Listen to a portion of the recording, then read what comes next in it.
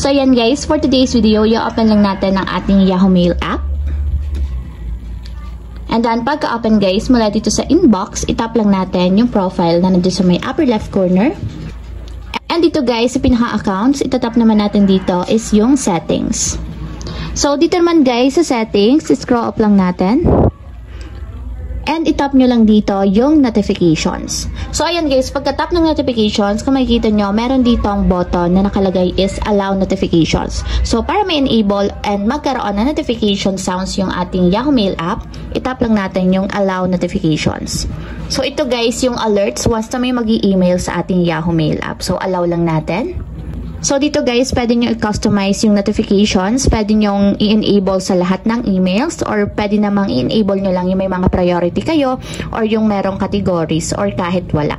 So ayan guys, since nga i-enable ko is yung all emails, so naka-enable na siya, meron siyang blue sa circle. So ibalik natin. So ayan guys, kung makikita nyo, naka-enable na yung ating notification sa Yahoo Mail app.